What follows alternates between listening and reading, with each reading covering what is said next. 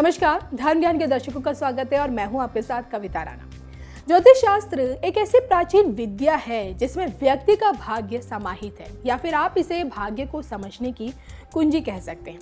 कहा जाता है कि भाई सौर मंडल में होने वाले परिवर्तन और मौजूद ग्रह नक्षत्रों के रहस्य से पर्दा उठाने के लिए मनुष्य ने ग्रह तारों को देखना, उन्हें परखना और समझना शुरू किया। धीरे धीरे जब ग्रह नक्षत्रों की चाल इंसान की समझ में आने लगी तो वो अपने आसपास होने वाली घटनाओं को ग्रह नक्षत्रों की गतिविधियों से जोड़ने लगा और इस प्रकार ये एक शास्त्र बन गया जिसे हम ज्योतिष शास्त्र के नाम से जानते हैं। ज्योतिष शास्त्र के आधार पर ही दुनिया के जाने माने ज्योतिषाचार्य भविष्यवाणी करते हैं। अब ऐसे में भारत की नववर्ष 2021 की कुंडली को लेकर सद्गुरु स्वामी आनंद जी ने कई भविष्यवाणियां की हैं। जी हाँ, तो सद्गुरु के नाम से प्रख्यात कॉर्पोरेट सेक्टर से आध्यात्म की दुनिया में कदम रखने वाले स्वामी आनंद जी ने न सिर्फ भारत के सितारों का अध्ययन किया बल्कि 2021 से जुड़ी कई महत्वपूर्ण भविष्यवाणियां भी की हैं। ग्रहों की वर्तमान परिस्थितियों को देखते हुए स्वामी आनंद जी का कहना है कि भाई नववर्ष 2021 के आरंभ में शनि अपनी ही राशि मकर में जहां सशक्त नजर आ रहा है, वहीं साथ में बृहस्पति मकर में ही विराजमान होकर सहमे सहमे दिखाई दे रहे हैं। मंगल जहां अपनी ही राशि मेष में कठोरता से जमकर बैठे हुए हैं, तो वहीं शुक्र वृश्चिक में, सूर्य और बुध धनु में झंडा गाड़े हुए हैं। अब ग्रह योगों के मद्देनजर यदि भारत के संदर्भ में बात करें तो अर्थव्यवस्था का संकट गहराएगा।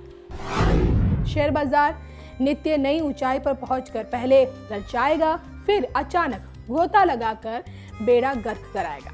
अब जो कि बताया तो ये भी जा रहा है कि भाई इस साल का राजा और मंत्री दोनों ही मंगल है और इसलिए स्वामी आनंद जी का ऐसा मानना है कि राष्ट्र के किसी प्रमुख व्यक्ति के स्वास्थ्य और जीवन पर तनाव देश की परेशानी पर चिंता की खुरदरी लकीरें उकेरेगा। इस साल भी देखिए AMR और S इनिशियल के नाम से शुरू होने वाले प्रख्यात व्यक्तियों के करियर और स्वास्थ्य से जुड़ी बुरी खबर प्रभावित करेगी।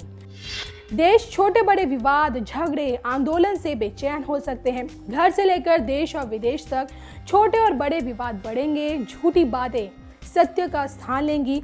इसके अलावा उन्होंने कई बुरी घटनाओं की ओर भी इशारा किया है। अब देखिए उनका कहना है कि भाई कई बड़े अग्निकांड हो सकते हैं, प्राकृतिक आपदाओं के स्पष्ट संकेत मिल रहे हैं, अपराध में बढ़ोतरी होगी, कई इमारतें धराशायी हो सकती हैं, जनता कानून और अदालतों के पक्षपाती आचरण की शिकार हो सकती है। हालांकि विज्ञान और शोध के क्षेत्र में अच्छी खबर आएगी।